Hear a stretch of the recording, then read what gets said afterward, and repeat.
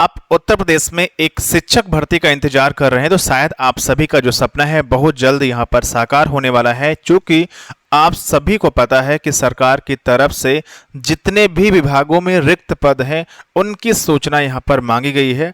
और जब सूचना मांगी गई है तो विज्ञापन भी यहाँ पर जरूर आएगा, क्योंकि आगामी लोकसभा चुनाव यहाँ पर होना है। उसके मद्देनजर सारा काम मैं कह सकता हूं कि यहां पर शुरू हो चुका है। अब आप स्क्रीन पर ऑफिशियल अपडेट यहां पर देख पा रहे होंगे। माध्यमिक शिक्षा विभाग में स्वीकृत पदों के सापेक्ष कार्यरत रिक्त पदों का विवरण यहां पर आ चुका है। 3 और जो ऑफिशियल अपडेट है उनके बारे में हम यहां पर बात करेंगे। यूपी टेट के बारे में बात करेंगे। यूपी टेट का जो विज्ञापन है, लोगों से या अन्य जो जानकार हैं, जहां तक मेरी पहुंच है, पता चल रहा है कि नवंबर में जारी हो जाएगा और इसकी परीक्षा जनवरी या फरवरी में कंडक्ट करा ली जाएगी। उसके बाद ही जो उत्तर प्रदेश में शिक्षक भर्ती है उसकी यहाँ पर संभावना दिख रही है। उससे पहले शिक्षक भर्ती का नोटिफिकेशन नहीं आएगा, पहले यूपी टेट ही होगा। यूपी टेट के बाद ही शिक्षक भर्ती का विज्ञापन यहाँ पर आएगा। तो कुल रिक्त पदों का जो विवरण है वो यहाँ पर आ चुका है। सब कुछ आपको विस्तार से समझाएंगे। उससे पहले एक छोटी सी सूचना, अगर आप बिहार में होने वाली जो जूनियर टीचर की वैकेंसी है 6 to 8 की तैयारी शुरू कर चुके हैं, तो आप सभी को पता है इसमें 3 टाइप्स की पोस्ट है। एक तो लैंग्वेज टीचर की, दूसरी एसएसटी टीचर की, तीसरी यहाँ पर साइंस एंड मैथ्स टीचर की। तो लैंग्वेज टीचर में हिंदी के नोट्स बन चुके हैं, एसएसटी में कंप्लीट नोट्स बन चुके हैं, साइंस एंड मैथ्स के कंप्लीट नोट्स बन चुके हैं। आगे आप वीडियो में समझ लीजिए, खरीदने का तरीका समझ लीजिए, नोट्स का डेमो देख लीजिए। और पीआरटी में जिन लोगों ने पढ़ा था उनके 65-70 नंबर यहाँ से एससीईआरटी से डायरेक्ट आ रहे हैं। तो आप समझ लीजिए, परचेज कर लीजिए, आराम से पढ़िए ताकि एक सीट पक्की कर पाए। को पता है आपके सिलेबस में बीपीएससी एससीईआरटी पूछेगा, और अभी इतना समय आपके पास नहीं है कि एससीईआरटी की बुक्स आप अच्छी तरीके से पढ़ पाएं। हमने 23 किताबों का एससीईआरटी का जो निचोड़ पीडीएफ है वो सिंगल फाइल यानी कंप्लीट ई बुक में यहाँ पर तैयार कर दिया है, जिसे आप स्क्रीन पर देख सकते हैं कितने कायदे से हमने जो है यहाँ पर तैयार किया है। ये मात्र 200 समथिंग पेज का है। आप अगर इसे 8 घंटे या 10 घंटे दे करके एक बार पढ़ लेते हैं और फिर दोबारा 8 या 10 घंटे दे करके एक बार फिर से रिवाइज कर लेते हैं, तो मैं गारंटी लेता हूँ कि आप 75+ अपने एग्जाम में जरूर ले आएंगे, अगर ईमानदारी के साथ आप पढ़ाई करेंगे तो। ये आप यहाँ पर देख सकते हैं, सब कुछ मैंने विधिवत यहाँ पर रखा हुआ है। सारे नोट्स आपको कंप्लीट मिलने वाले हैं। तो ये नोट्स कैसे ले सकते हैं, इस वीडियो के डिस्क्रिप्शन बॉक्स को चेक करिएगा, जहाँ पर लिंक दिया गया है। साथ साथ कमेंट बॉक्स को चेक करिएगा, वहाँ पर ऑनलाइन बाई करने का लिंक दिया गया है। आप ऑनलाइन खरीद सकते हैं, तुरंत PDF आपको वहाँ पर लिंक के द्वारा मिल जाएगी, जैसे आप ऑनलाइन खरीदेंगे। या फिर आप मुझे इस नंबर 9455282793 पर भी व्हाट्सअप करके जो है इस PDF को ले सकते हैं। मात्र 199 इसका प्राइस रखा गया है, और ये काफ़ी मेहनत करनी पड़ी हमें, इसके बाद टाइप करवाना पड़ा है, काफ़ी पैसा खर्च हुआ, आप लोग समझ रहे होंगे। तो 199 बहुत कम चार्ज रखा गया है। अगर आप इस एससीईआरटी को अच्छी तरीके से पढ़ लेते हैं तो मैं गारंटी लेता हूँ कि आप एग्जाम अपना क्रैक कर लेंगे। और अभी आपके पास टाइम है, आराम से आप यहाँ पर पढ़ सकते हैं। बीपीएससी यही पूछेगा, क्योंकि एससीईआरटी आपके सिलेबस में दिया गया है। आपने जो है समझ लिया, और एससीईआरटी नोट्स आप जरूर परचेज कर लेंगे। कोई दिक्कत है तो व्हाट्सअप नंबर बताया गया, उस पर आप मुझे कॉल या मैसेज कर लीजिएगा और नोट्स आपको मिल जाएंगे। एससीईआरटी लिख करके भेजिएगा।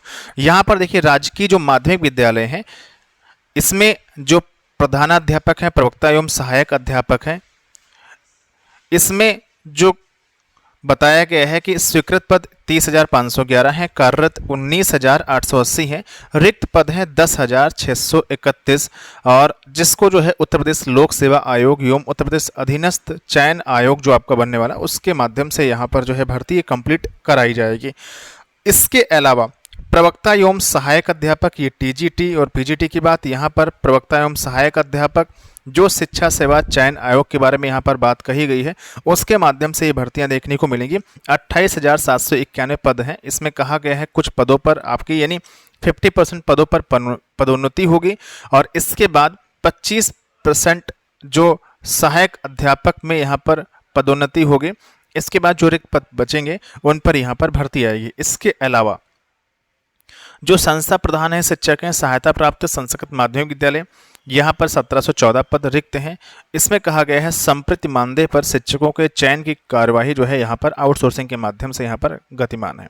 इस तरीके से कुल अभी तक 41,136 जो पद हैं वो यहाँ पर माध्यमिक शिक्षा में प्रवक्ता, सहायक अध्यापक, लिपिक, इसके अलावा प्रधान शिक्षक के यहाँ पर रिक्त हैं। अभी पीआरटी का कोई भी ऑफिशियल डेटा उस तरीके से यहाँ पर जारी नहीं हुआ है। उम्मीद करके चल रहे हैं कि बहुत जल्द यहाँ पर उसे भी जारी किया जाएगा। चूँकि आपने अगर समाचार पत्र देखिए, एलटी ग्रेड टीजीटी की तैयारी कर रहे हैं तो आप तैयारी अपनी शुरू कर दीजिए, कि एलटी ग्रेड का जो विज्ञापन होगा वो इसी साल हर हाल में जारी कर दिया जाएगा। नवंबर में, अक्टूबर में, दिसंबर में कुछ चीज़ें क्लियर नहीं है, लोक सेवा आयोग के माध्यम से यहाँ पर जारी कर दिया जाएगा। तो आप आराम से तैयारी करिएगा। और टीजीटी पीजीटी का एग्जाम डेट भी बहुत जल्द यहाँ पर आने वाली है, तो आप तैयारी करिए। इसके बाद ही टीजीटी और पीजीटी की नई वैकेंसी देखने को यहाँ पर जरूर मिलेगी।